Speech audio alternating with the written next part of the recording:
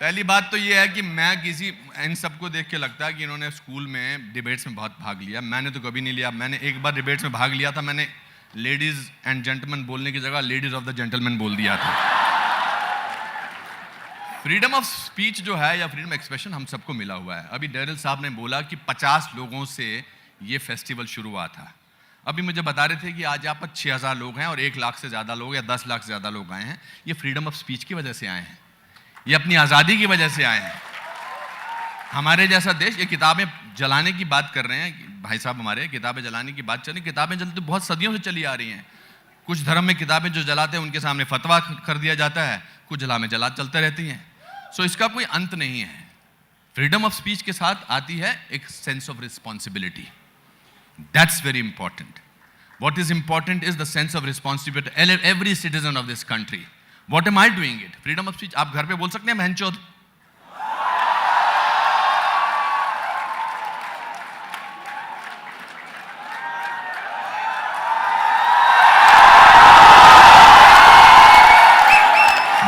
जो रूल आप घर में इस्तेमाल करते हैं वो देश पे इस्तेमाल करिए तो मानूंगा मैं आपको।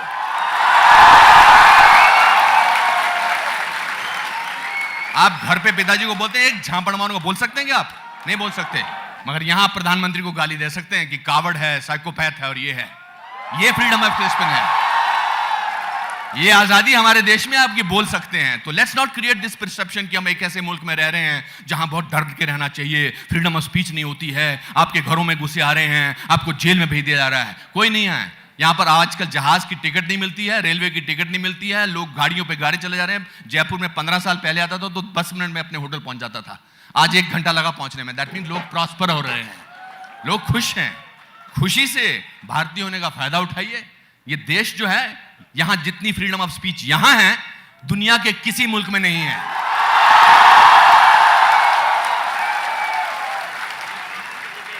यहां आपको नमस्ते, ये जो मेरे with all due respect to all the foreign dignitaries over here, sir मेरी वहां बहुत ज्यादा तलाशी होती है। मेरे जूते उतारे जाते हैं, मेरी पैंट भी कभी कभी उतारी जाती है। तो जो नियम आप घर पे लागू करते हैं उसी को देश पे लागू करिए। जय Hind. Thank you, Anupam. Speaking against the motion, Suhail Seth. Just so that you know, madam, the topic for the debate is this House believes that freedom should be absolute. We are not talking about freedom of speech or about Jayalalitha or about such nice, sweet people. The topic very clearly is freedom absolute? Can it be absolute? Must it be absolute? There are 3 reasons why it can't. In this country, we get angry if a tree falls on us. Can you imagine if we use hate as the weapon of communication? If you drag people's religion, abuse them in public, and then say, it's my freedom of expression, it's a silly argument. It's equally silly to suggest, like the slim young Salil Tripathi in his good old days, slim. I'm only quoting what Sanjay Roy said. Now see, even this freedom is being violated. He says, oh, but you know, freedom, burning books. Let's stop exaggerating the India we live in. Let's stop this nonsense. Donald Trump says Muslims must be banned from entering the United States. You talk about their freedom here. So let's cut out this crap. The reality is, nowhere in the world, as Pawan Verma rightly enunciated, nowhere in the world do you have an absolute freedom only because of one reason. Not because of the people who are at the Jaipur Literature Festival, but because there are fringe elements who are willing to hijack the discourse and the cause of an entire nation using hate, spewing hatred, using the worst kind of abuse, which is both private or public, to hijack the national agenda. You can't have a situation in a country such as this where you go and say whatever the hell you want and have no rules, no laws. I mean, Madhu Trehan ran a cover story or whatever it was on High Court judges many years ago. She was forced to apologize because the High Court judges were refusing to submit themselves to a test of competence. It was a list, if I remember right. The point I'm making is, in this country, we have freedom. We have the freedom to speak. We have the freedom to abuse. I mean, he's from Aam Aadmi Party. They know this better than anyone else does. But everyone also understands that that freedom, as Pawan and Anupam both said, must come with responsibility. You and I may be Hindus, may be Muslims, but we are Indians first and Indians last. I'm not talking about patriotism, which is the last refuge of the scoundrel. I'm talking about nationalism. Let's not sacrifice the future of India for fables, for cliches like absolute freedom, because then we will do ourselves the greatest disservice. We are born in a free land with a free culture, with a free voice, except for this guy who keeps interrupting. Let's respect that freedom. Let's treasure, let's cherish the freedom. But most importantly, everything in life comes with a sense of responsibility. It is our contention from that side of the floor to say, cherish your freedom, but don't abuse someone else's sensitivity. Be cognizant that you are not an island, you're part of India. Thank you. Thank you, Suhail.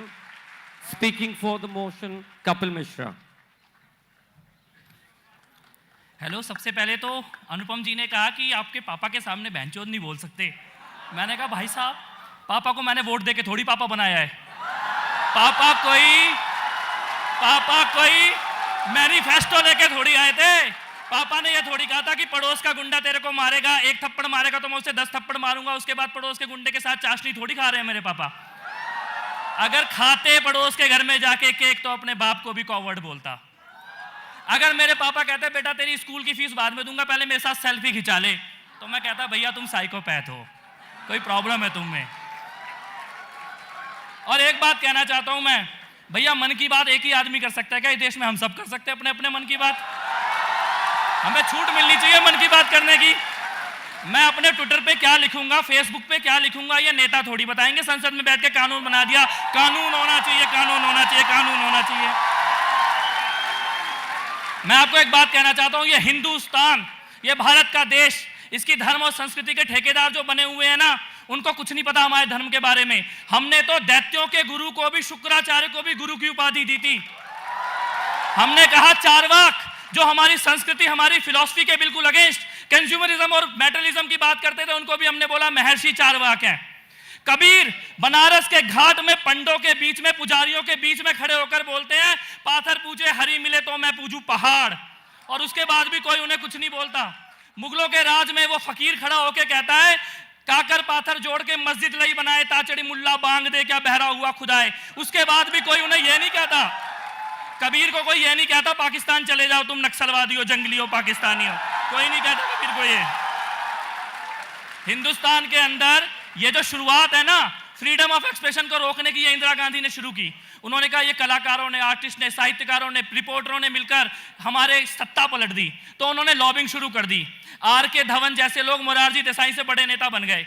वही हो रहा था कांग्रेस की इंदिरा में जो मोदी जी की भाजपा में आज दिखाई दे रहा है हम लोगों को। लेकिन एक बात है, अगर वो लॉबिंग, वो नेटवर्किंग, वो सब शुरू नहीं होता तो शायद सुहेल सेठ जैसे लोग यहाँ मंच पे मेरे साथ भी नहीं बैठे हुए होते।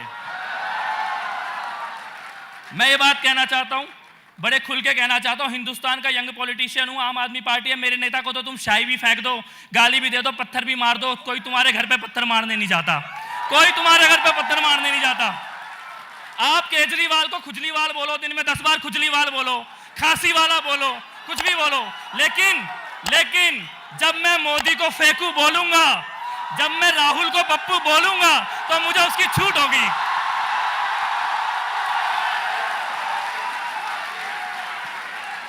मैं यही कहना चाहता हूं, ये छूट हो। आप मोदी मोदी चिल्लाओ, आपको छूट है, इसके लिए तुम्हें जेल में थोड़ी डाल देंगे।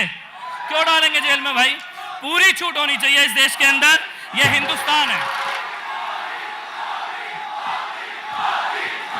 ये मेरा टाइम काउंट होगा। बस इतना ही कहना चाहता हूं, इस देश में मन की बात मोदी भी करेंगे और मन की बात हम भी करेंगे। जिसको रोकना है रोक ले।